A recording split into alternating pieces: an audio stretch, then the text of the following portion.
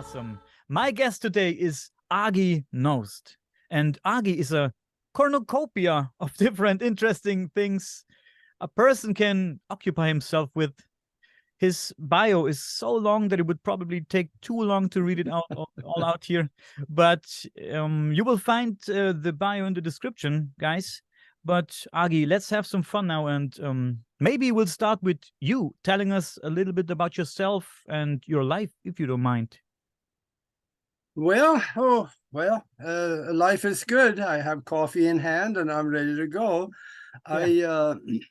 I am living in the United States of America right now, but I was born and raised in Norway, up in the ice pack where they have polar bears for pets. Well, not really, but you know, we kind of joke about it. And I grew up on a farm, and at the age of 25, I left the country, went to the United States to become a commercial pilot. And I got all my certificates and ratings, and I worked for other people for about 3 years and to get more experience. And then we started a flight school that grew into an international air taxi and an air carrier. And from there on, I flew for 23 years and kind of ran the flight school and training and all kinds of different things that you do in the aviation business. And then I retired. I just kind of quit flying and I started searching the universe. I got it within and started developing the mind more than I did. I got in very deeply into hypnosis and the real power of the mind. I was very lucky. I was able to travel around the country teaching a mind development course, a phenomenal course that's called the Zox Pro training course that we taught people how to assimilate information out of a book at the rate of about 50 to 100,000 words per minute with 95% retention. And I lived in Omaha when I did that, and then I moved to Tucson, Arizona, and I ended up with hosting and producing 2 TV shows and several radio shows over the years. And now I am doing a podcast radio show, and I'm doing that with Nori Love, and we are having a lot of fun doing it. And I don't know, I've been talking way too much about this. We got to get on some more interesting stuff. No worries, Aage. No worries. Very interesting so far. In fact, I want to know more about the radio show that you talked about that you're doing right now recently. Yeah, the Broadcast Team Alpha is what the radio show or the podcast is called. It's on YouTube and 44 different platforms around the world. And we're having a lot of fun doing that. We're interviewing some of the most interesting people in the world. And we are covering a lot of the stuff that is way outside of the box. And I try not to go too far, because whatever I talk about, I try to back it up by science. And I don't mean Newtonian science necessarily. I delve into the quantum mechanics of things, because there almost everything is possible. Because science, quantum mechanics at least, have proven over and over again by repeatable scientific experiments that we live in a mind-created universe. And if the mind is creating this universe we think we live in, why don't we get in the game with the mind and create good things instead of the garbage that happens to us sometimes? And there is a way to do that. And I'll tell you what, I like to take the next 50 seconds to explain how you do that. Because most people, they spend more time planning their vacation than they plan their life. How stupid is that? I mean, you just, let me back up a little bit. If you want something in your future, if you want it bad enough, you can create it right now. And then place it at a time-coded event in the future. And what you do, you create it in your mind. You with vivid, colorful images. You put emotion into it. You put all the people that you want to be there with you in it. And then you fill it with love and intention. You tell yourself, this will be. And now you have a ball of a visual live image in your mind. Take that and put it into the future at a time-coded event, like a Christmas party, or a birthday party, or middle of the summer, or something like that, that you can relate to. Forget the calendar. The universe don't care about calendars because that's man-made. But a Christmas party, that's a good one. And when you have put it there, go back and forth and visit it every day. What you do when you go back and forth and visit it, that you lay down attractor strings outside of the physical, in the mental arena to it, go back and forth. And these are little strings that is actually white of color, going to that thing you placed in the future. And now you're drawing yourself up that timeline to that thing you created in your mind. And when you do that, when the time comes, when that New Year's party comes, you just walk into it and it's yours. I have done that, and I tell you, it works. But it's not easy, but it's very simple. Because you have to do the work. You got to do that. You got to create it in your mind. And don't be afraid to think big. Because the bigger it is, it doesn't matter to the universal mind. It will get in the game with you and help you create it. If it is really big and you need some help, people will come out of the woodwork. They will come into your timeline and help you do it. So you don't have to do it on your own. If it's just a small thing, then you may be able to do it on your own. But don't be afraid to think big, because I guarantee you don't know how to think big enough. That's very interesting. We're talking about manifestation. Yes. Yes. Manifestation and law of attraction roll into one ball, place it in the future, and it's yours. Yes. You talked about the real power of the mind. What is the real power of the mind? What is the mind capable of? Well, first of all, mind is the only thing there is because of the mind-created universe. Everything around you is created by the mind. This computer and this microphone, it's all created by the mind. And in fact, let me give you an example. By logic, I will prove to you that we are in a mind-created universe. Let's say that I'm a hypnotist. I put you in a soft chair and I talk to you for 15 minutes and I tell you that when you wake up, you're going to see an elephant standing next to you in the room. Now, if I did my job right and I snap my finger and bring you back out of that hypnotic state, you're going to see that elephant. You can reach out, you touch the snout on the elephant. You can feel the rough skin. You can hear him breathing. You can smell him. He is right there. But there is a problem. I can't see the elephant because there is no elephant there. But in your mind, you are totally convinced there is an elephant standing next to you in the room. And I don't care if you are on the 34th floor of an apartment building, that elephant will be there. So what happened? The real world went away, didn't it? You created that elephant and you can feel him. He is real to you. So if you can manipulate my mind, I can too. I can manipulate my own mind. Yes. But I guess it's hard to get to that point. What's necessary for me to manipulate my own mind and manifest great things? Yeah.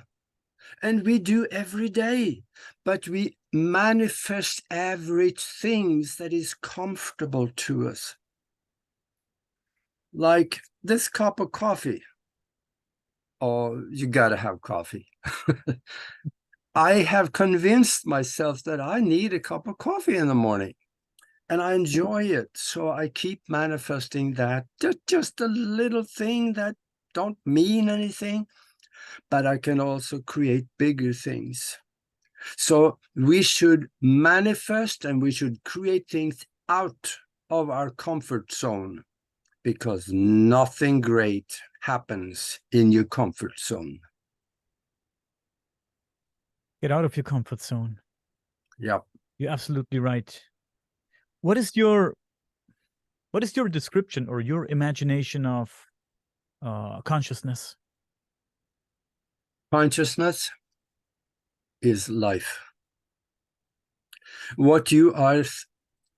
are saying here that look around you with the life you have created for yourself. No, what you look around you is not life. It is existence.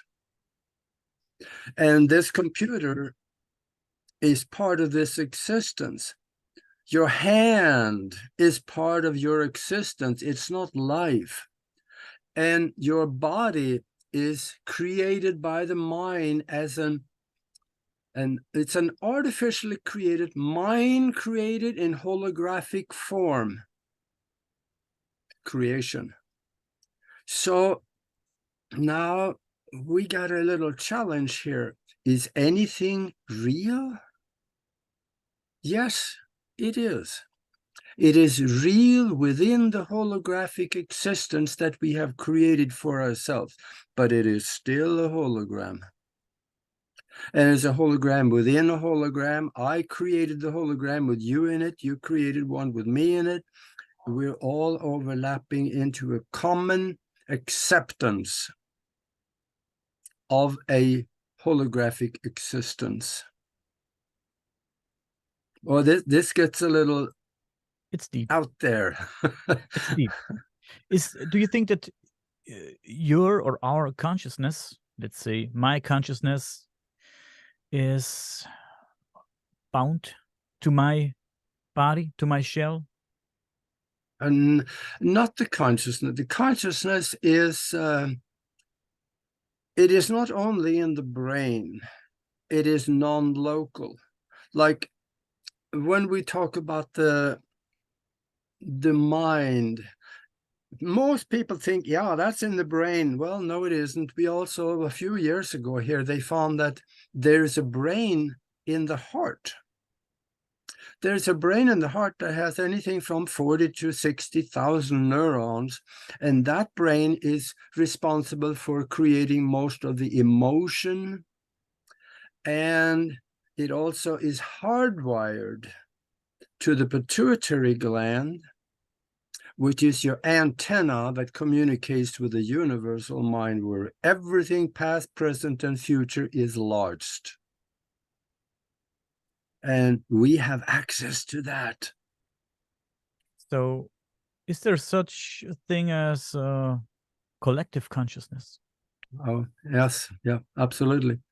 That collective consciousness is non-local. You have your own brain, neurons, memory. That's part of consciousness, just one small part of it. And then you have the brain, the memory in the heart. And have you heard about people that have had heart transplants? Yes. And when they come out of the hospital, then they suddenly like drinking beer, and they hated beer before. That's because of the memory in the heart. For the previous person that owned that heart, he liked drinking beer. That's where it come from. It's an interesting thought. Yeah. I also like the thought, and I don't remember who said it, who came up with this theory that the consciousness is located somewhere within our blood cells. Also, very interesting thought. Yes, it's there too. Yeah. Yeah, This absolutely. It's very every cell in your body has its own part of consciousness. Every cell listens. It listens to what you say, what you feel, what you do, the emotions you have. Every cell listens to that.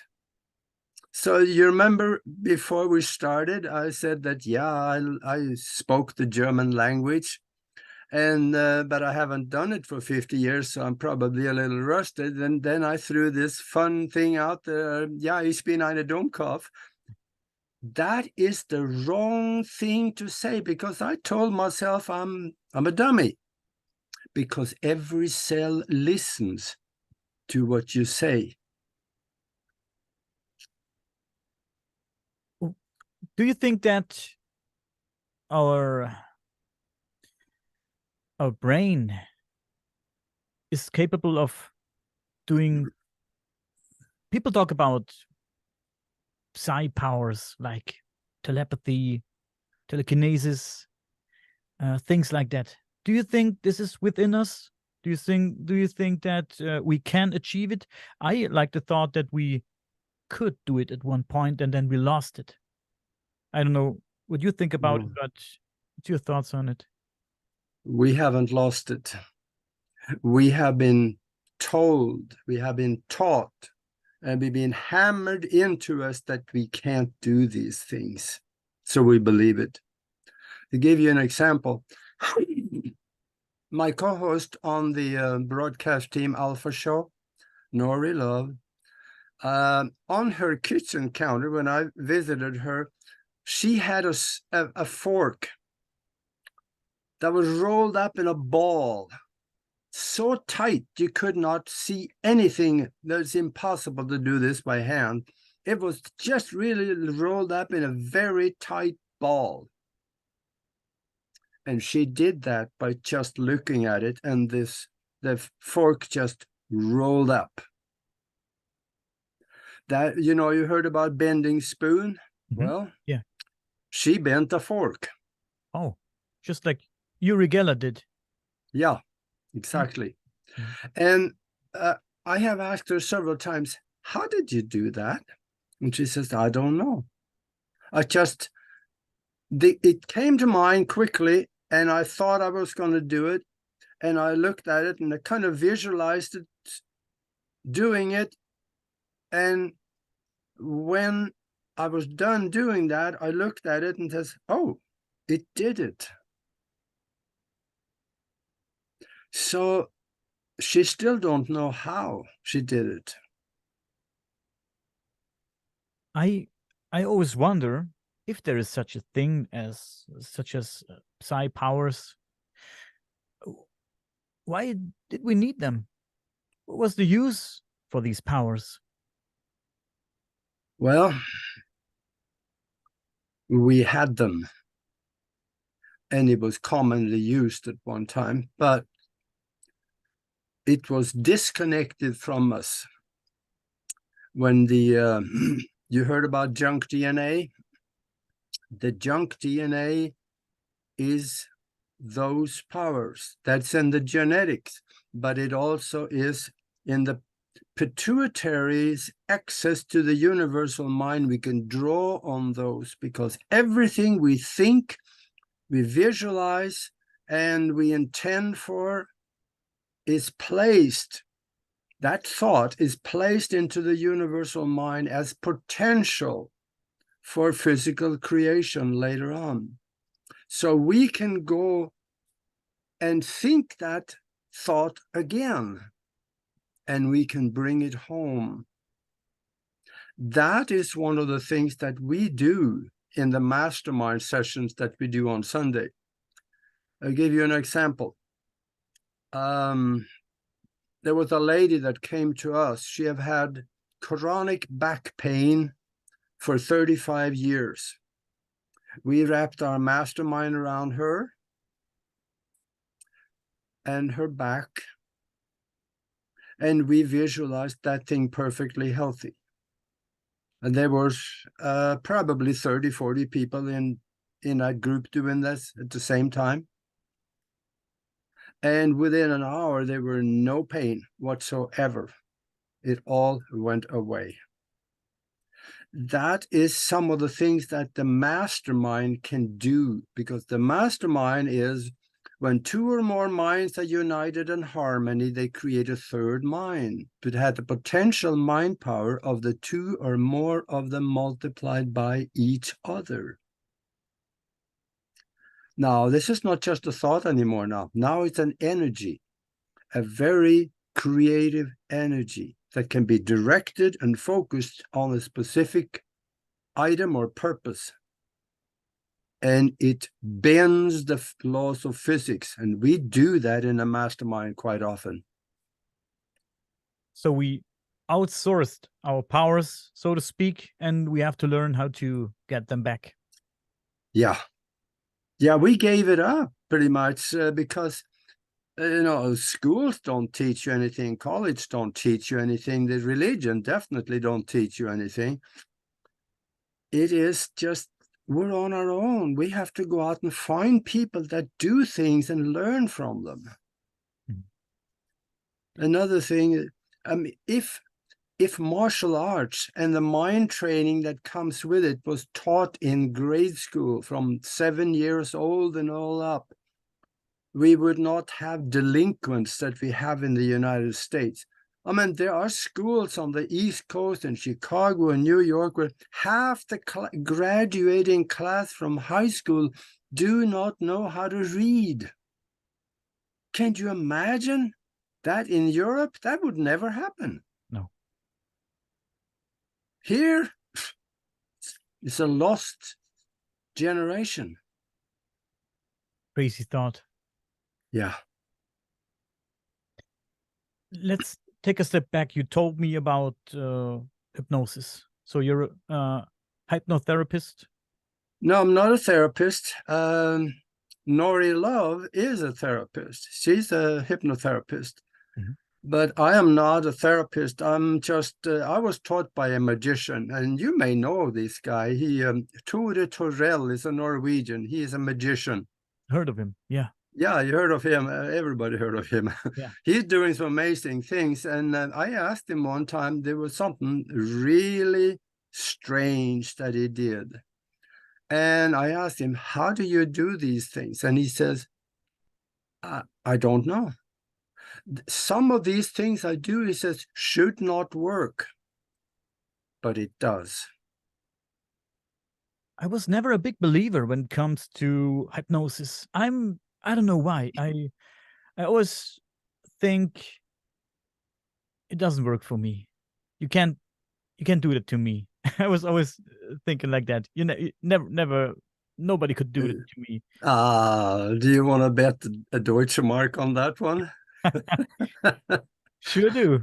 We can try that one time. But have you ever really used it? The ability to do the hypnosis? Have you ever used it on someone, or have you helped people with hypnosis? Oh, I've been doing hypnosis for over 50 years, and there is amazing things you can do.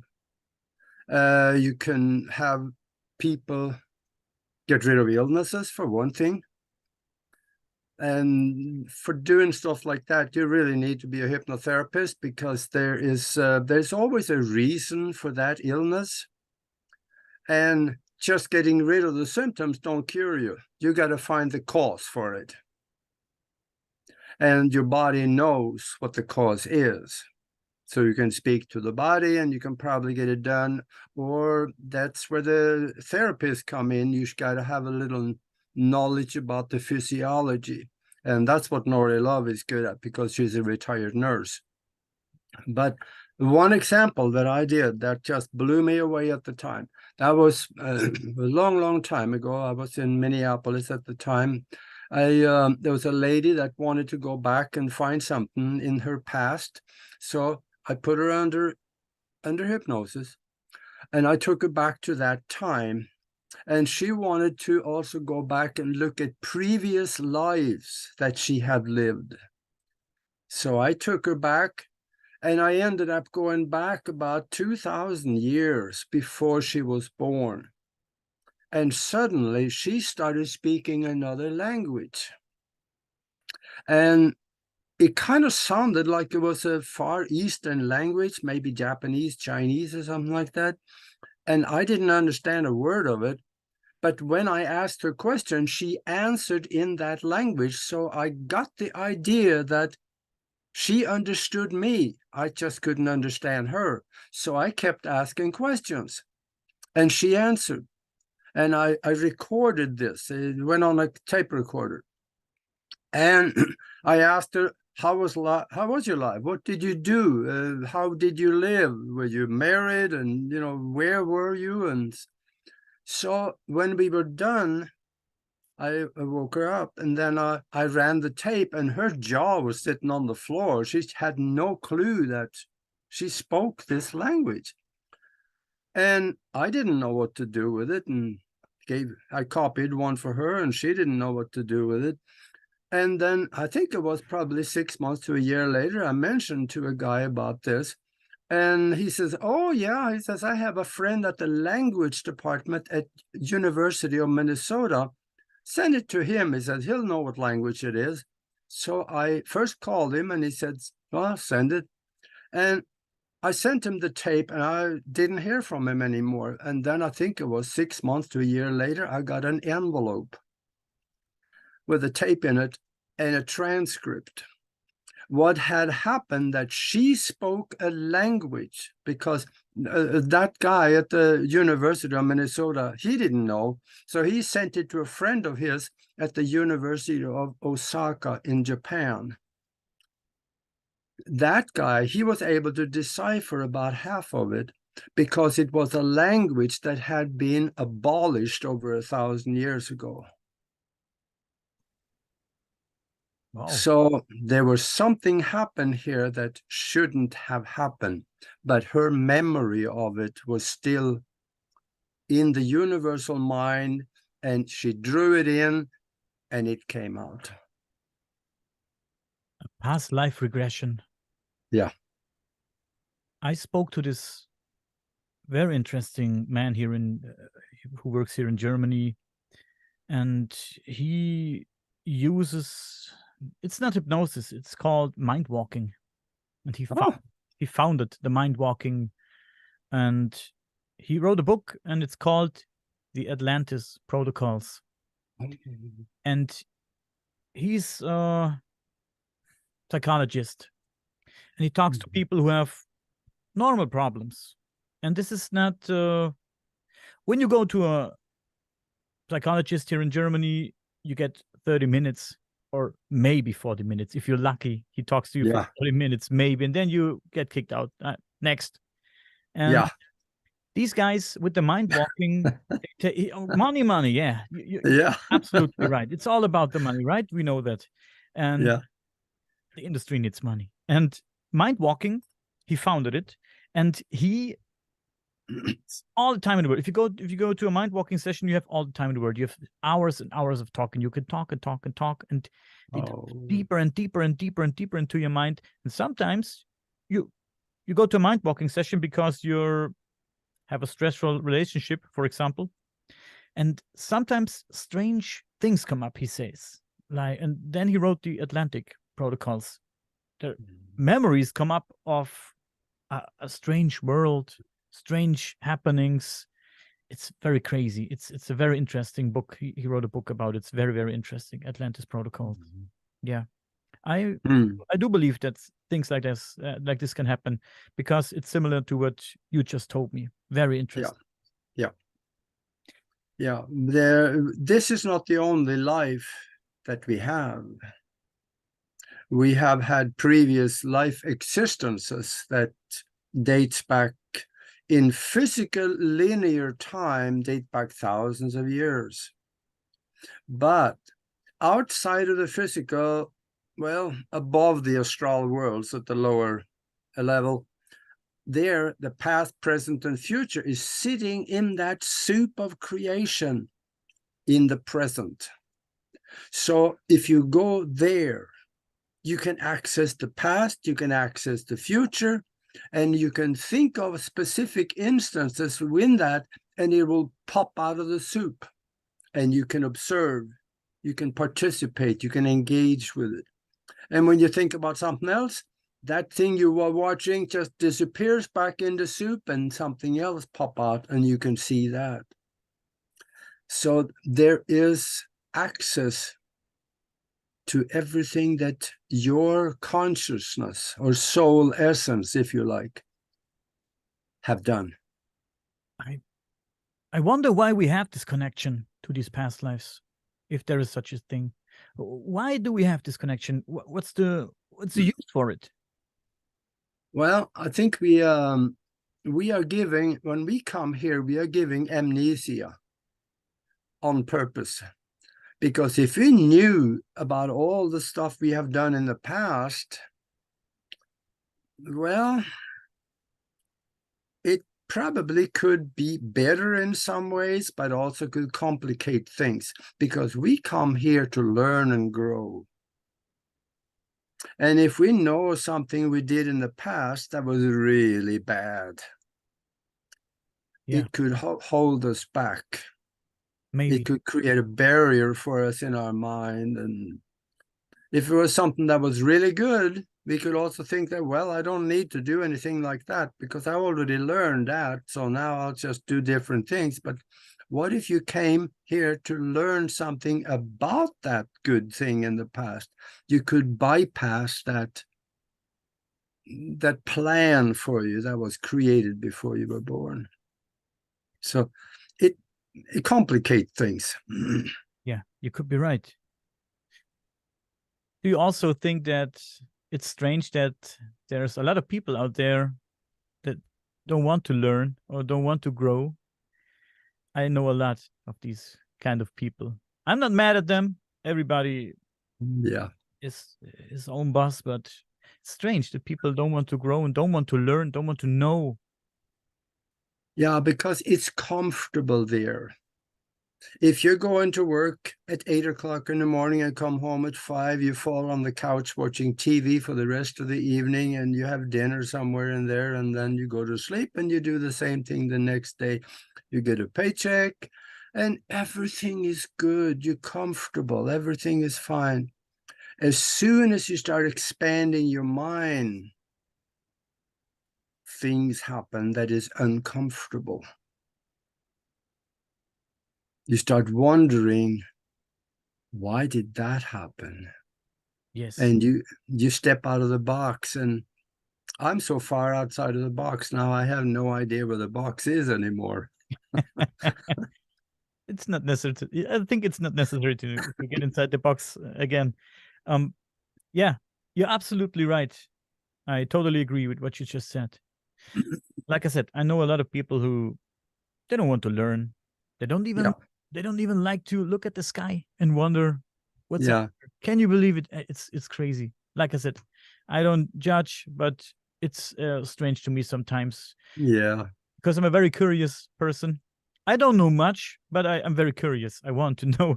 I want to know it all. I don't believe everything, and like I said, I don't know it all, but I'm very curious.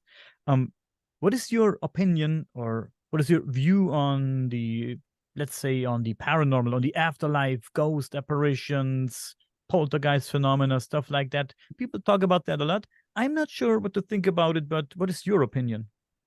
Well, we know there is something after we drop the body, because we have the pictures of ghosts, we have the videos, we have the voice recordings, we have the physical evidence in form of ectoplasm. It's all there if you just want to look at it. But if you don't want to know anything, it's not there. But there is actually, there is another piece of evidence, and that is that in 1901, there was a doctor named Duncan MacDougall. He wanted to prove the existence of the soul. So he found, I think there's 6 or 7 people that was close to death, and he put them in a bed, and he put the bed on industrial scales that was very accurate. And they were watched 24/7. They were all the time watched. So at the moment or slightly after that they died, the bed with everything in it was about 21 grams lighter. It just suddenly decreased in weight. So he says, aha, I've proven the soul. And this happened 6 or 7 times in a row. So there was something that left the body. The question, what was it? Well, my take on that is that it was not the soul and not the consciousness, because that is entirely spiritual, has no weight. But the astral vehicle has an affinity to gravity.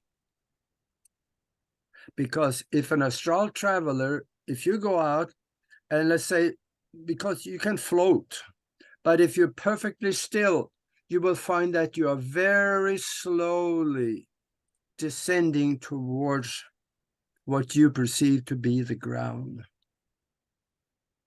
So it has an affinity, and that is probably the 21 gram that he saw found leaving the body. Why do people apparently come back after they died? Why we come back? Well, evidently, we have more to learn. The main purpose for coming back and doing another life cycle is that we come back to learn and to grow spiritually. The physical body is not that important. It's the spiritual growth that is important. And we don't come back by ourselves. We have other soul essences or consciousnesses that we interact with all the time. We may have lifetimes with certain people over many generations. One time you come back, I come back as a man. This time I may have been a woman in a previous life. In fact, I know I have. I've gone back and had a look at it. But I also know that Nori Love hypnotized me live on camera one time, and that show is on Broadcast Team Alpha down in the stream somewhere. And we had a lifetime together, and we were on a ship. The ship got into bad weather and it sank, and we both drowned in that lifetime. So we come back here to learn. That's the big... Actually, that kind of makes sense. It wouldn't be by accident, I don't think. It does. It does make sense. Mm-hmm. Do you believe in the good and the evil? Yeah. Remember, there's this mind-created universe, and that illusion of life extends beyond the physical into the lower astral worlds. So if somebody believed that I have been a good person, I have done the right thing for the most, except for the, few hangovers that I ended up with, but I know I'm going to go to a good place afterwards. Yeah, you're going to go to a good place afterwards. And that is also depending somewhat of what you believe. But if let's say you killed somebody in the past and you've been listening to your preacher And he tells you, if you kill somebody, you're going to go downstairs to that place in the basement next to the furnace, you know, they're right where you're all laying around in the fire and scream and you burn for eternity. Yeah, he might find himself, because he creates that scenario in his mind, and he might find himself in a place like that until he finally figures it out that, hey, I don't have to be here. I created the thing. I'm thinking myself out of here. Two ways to do that. And first one, forgive himself, or forgive everything and everybody for everything that he has done. And also think himself out of there. And this is a good one, though. After you drop the body, if you find yourself being out there and it's dark and place you don't like, use the telephone. There is a spiritual telephone. And that's the one where you think about your mom or someone you love that has been already passed on. Create a mental image of them and tell them, come and get me. Remember, in quantum mechanics, it tells you everything is connected. So you are still connected with your mom. And she passed on 10 years ago, let's say. So she may have a new lifetime right now, but her spiritual essence is still connected and available to you. So you can tell her, come and get me. She might get the call. And she might come and say, son, okay, finally made it, huh? Okay, let's go home. You bring in the science a lot. And I do like that. Because yeah. I don't think that I am a very spiritual person. I might be wrong. I don't know. But I do like that you bring in the science, because I do like science. I'm a believer in science. It seems like you think, and a lot of people don't think like that, that science and spirituality and all these phenomena go hand in hand, right? Yeah, absolutely. Mm-hmm. Most of the spiritual concepts can be explained through quantum mechanics. It's very interesting. But and you also said it. I think the same. I do not believe in heaven, nor do I believe in hell, and I do not believe in the thing they call God. I don't believe in the biblical God. Let's put it this way. I do believe there is something like a higher power, whoever or whatever created all that. I'm not sure, but I do think there must be something very powerful. But I don't think we are its slaves, or that, I don't know how else I could put it. I don't think it's watching us and it's looking at us with the side eye, and after we die, it says you go there and you go there. I do not believe in that. I do believe that if I imagine hell, I'm going to hell, and if I imagine heaven, I'm going to heaven. Now you're getting somewhere. Yeah.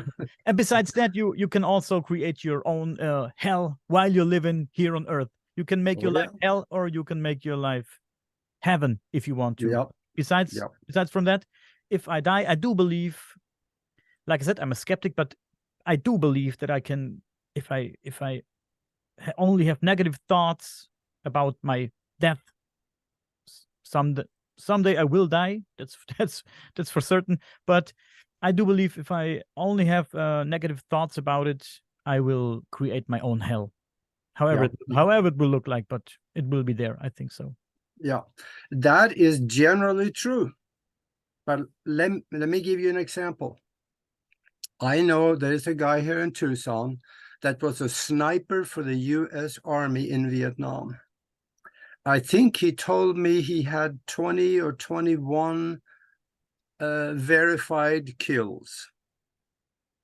And he came back after in cold blood, killing those people. and he got religion. And his preacher told him, there's a place for you down there. And he believed it. He knew he was going to go to hell. But then he had a near-death experience.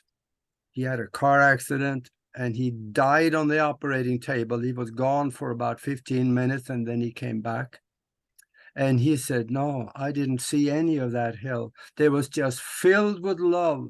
And his dad, or there was someone that came and met him, and he took him to a wonderful place. And they walked through scenery. There were houses, there were buildings, there were all kinds of wonderful things. There were people everywhere. And there was filled with love where he was.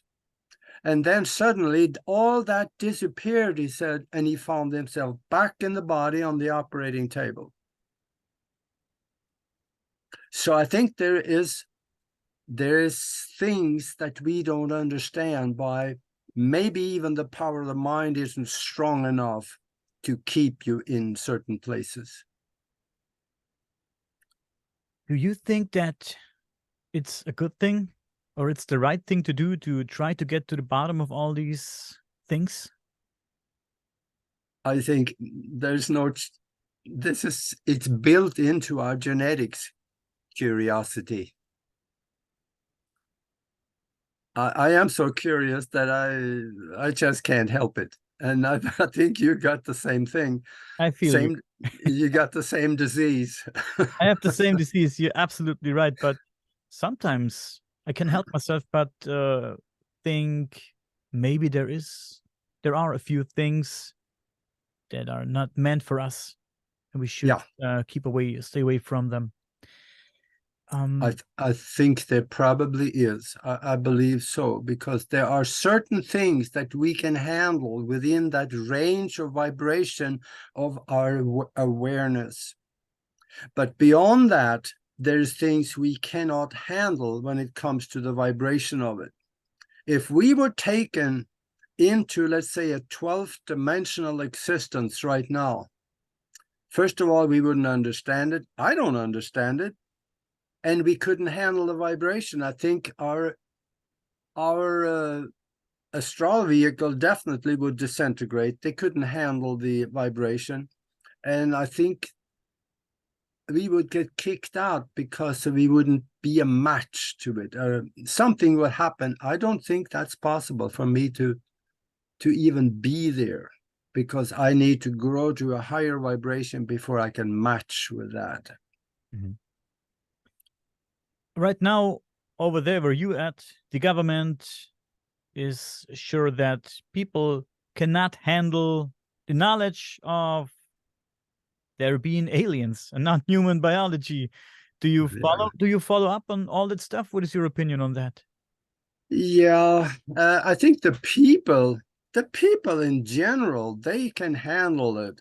But it's the government that tells us you can't handle the truth because they don't want us to have the truth, and that will be their excuse to hold it back. Remember the term, knowledge is power? Mm-hmm. As long as they have the knowledge, they have the power, and we got nothing. Yes. And the American, not the American, but the United States corporate government is the most corrupt government on earth. So what do we expect? Nothing but lies. And now I'm going to leave the politics alone. No, you're absolutely right. I'm with you on that. I'm with you on that. Yeah. I asked you already, do you follow up on the David Grush thing? And some. There's so much evidence for the extraterrestrial presence on Earth. It is all over the place. All you have to do is to look. And the government documents talk about it. There's a smoking gun document on the FBI website that explains that, yeah, we know there are extraterrestrials here, but they are interdimensionals, and we're talking to them and we're interacting with them and we know they're here. But why do we still ask for disclosure? But it already has been done. It's because we are idiots. It's there. The thing with Grush, sometimes it appears to me as some kind of, I can't help the thought, but to me, it sometimes looks to me like some kind of an act. I think in concept, he's real, he's true. But he didn't have much for personal experience, so he have to talk about hearsay. Mm-hmm. We need to talk to the people that actually was there, retrieving those discs. The soldiers in the field, those are the ones that have to come forward. They haven't done a lot of that yet because they are threatened that if you talk, we're going to kill you and we're going to kill your family. That's how the dark side of the US government works. Crazy. Yep. But one of the astronauts said that. He says, I can't talk about what I saw. He says, because they will kill me and kill my family. You already said it. It's there. Yeah, we have it already. Disclosure has happened already. We know everything. We have pictures. We have reports of abductions. If you want to believe in all that, but then we have people that fake stuff like that too. Fake pictures, fake videos, fake reports, and then we have the media who shows us stuff like, especially here in Germany, sometimes if there's a report on TV about UFOs, then funny little cartoon UFOs flying through the screen, and they make fun of it. And this is why people are not so sure if all that is real. Oh yeah. No, it's like a psyop, kind of. Yeah.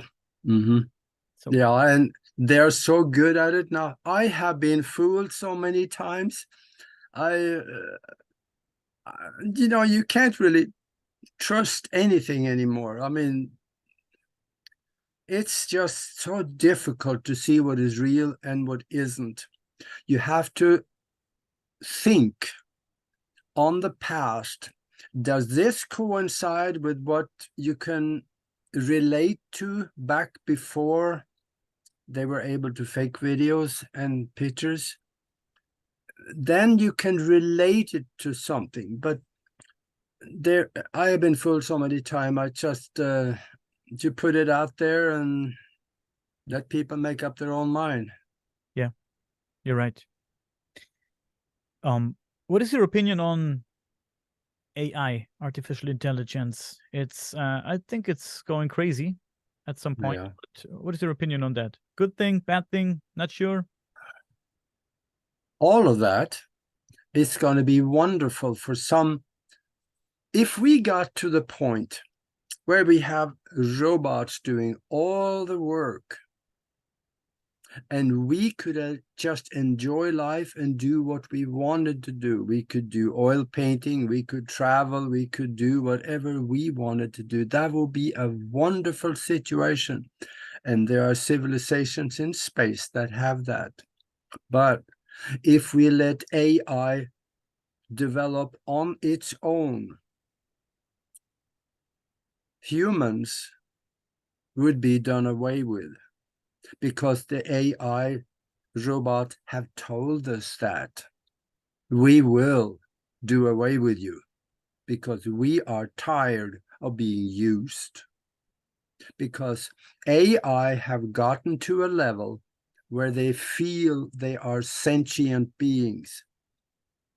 And if we ever get to the point where robots can have access to resources and also be able to repair themselves.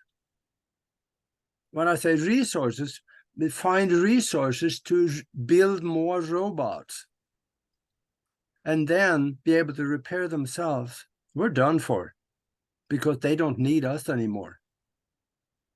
It sounds like a science fiction movie, but we will get there, I'm sure. I know. Yeah. Yep.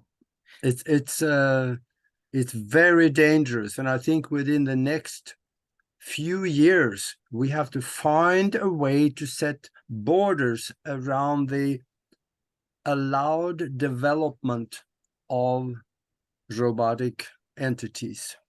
We need laws. Yeah, otherwise they will get away from us. Yeah, I think so too. I think there should be laws for AI. Yeah. But the thing is that I don't care what the borders are. The militaries of the world, they don't work by our standards. They're going to develop them anyway. Yeah. Especially the American or the US. They're already doing that.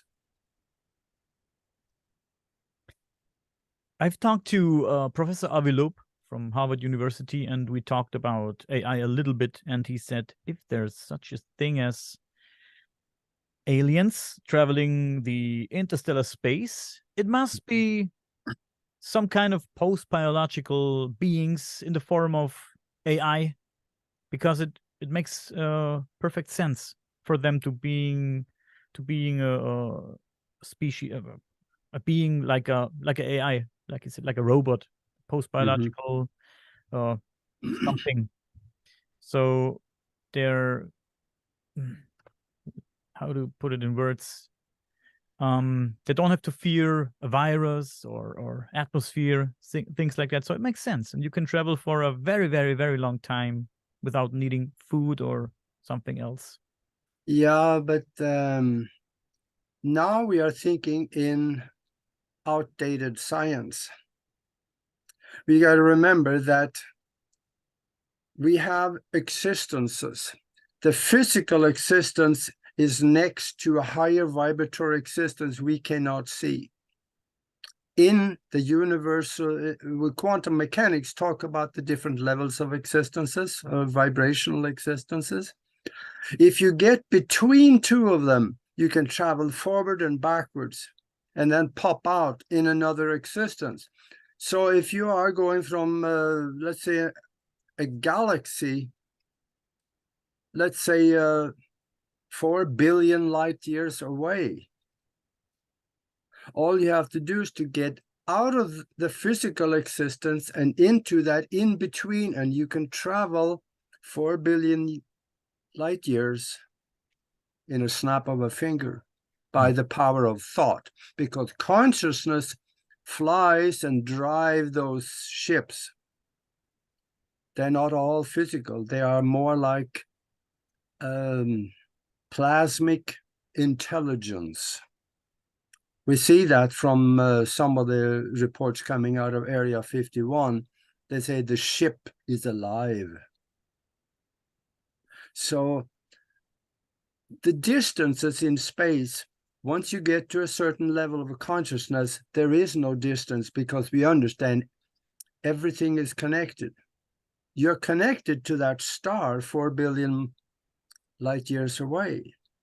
Yeah. And you, just like the experiment that was done in Switzerland when they took 2/2 of an electron and placed it 14 miles away, and they used an atomic clock to measure the distance and time, and they found that to tickle this one reacted at the exact same time. There were no difference in time.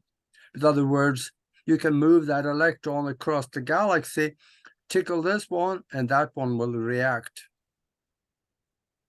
So there is no distance. Doesn't exist outside of the physical. Yeah, very interesting. Let's come to the end, Aage. But before we end this episode, I really do want to talk about your book, Spiritual Science, Consciousness, Thinking, and How to Access the Universal Consciousness. Yeah. Tell me about your book. This is what it looks like.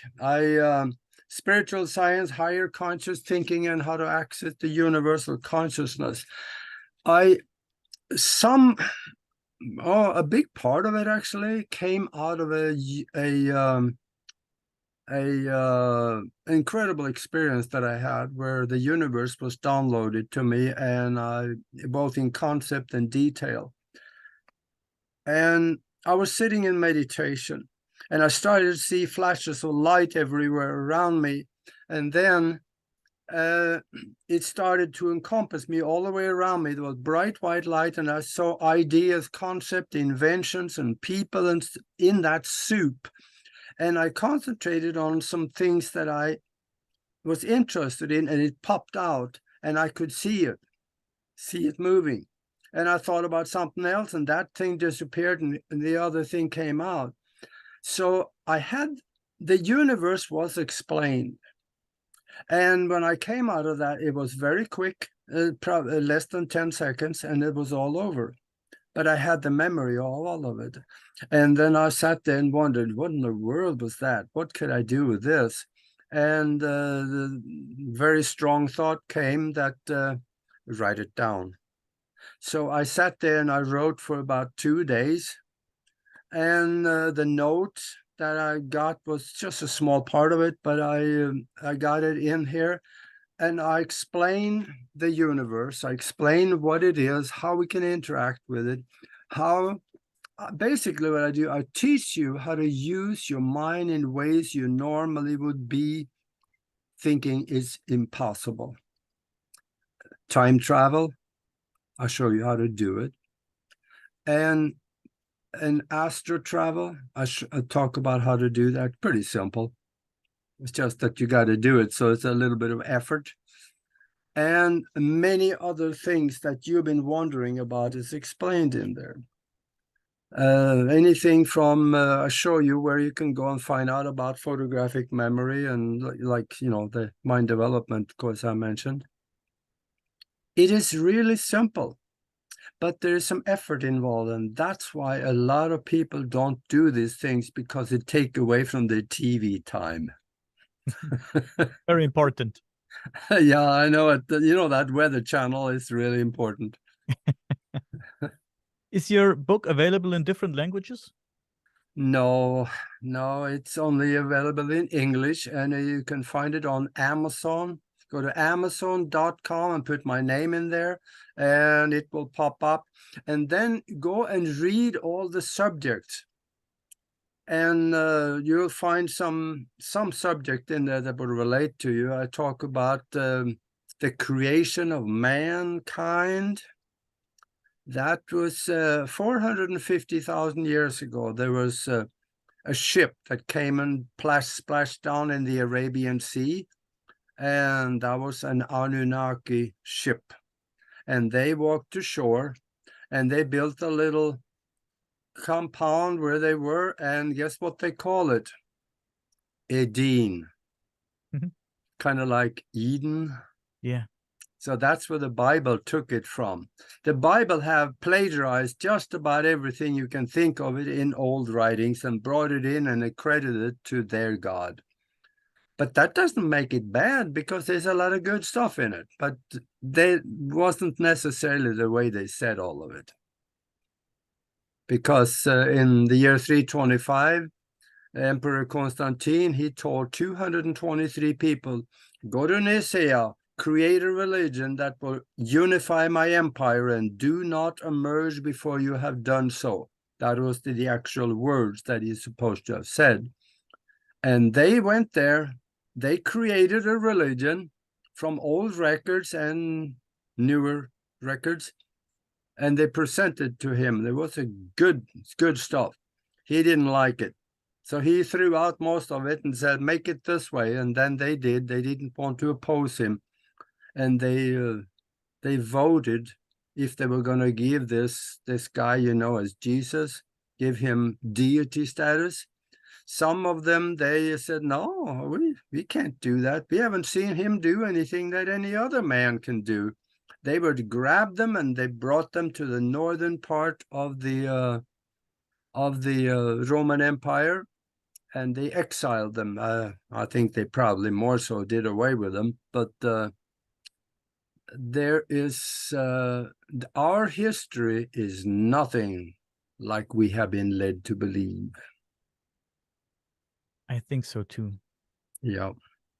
Aage, where else can we find you on the internet? Oh, I am on Facebook, and I'm broadcastteamalpha.com. on YouTube and 44 other platforms. You'll find me just about anywhere. But Broadcast Team Alpha. Yeah, So and anybody that buys the book have full access to me. We can talk, and when you start reading it, if you have questions, just get in touch. I'll talk with you. I spend 16 hours a day working. I have more energy than anybody I know. So I'm all there for people if they have questions. If they start learning about astro travel and things like that, they can also come and become part of the mastermind group. And we will teach you how to do these things, and hypnosis, and the psychic abilities, and meditation, and how billionaires think. We have classes on those things. So just come and check us. If you want to contact us directly, go themastermindconnection@gmail.com. Send me an email to themastermindconnection@gmail.com, and we'll get back to you. Mm-hmm. I will put the email in the description, also all the links. Good. I had a lot of fun today, and I hope we can meet again. Oh, yeah, you just call and I'll be here. Like the saying goes, I have never met a microphone I didn't like.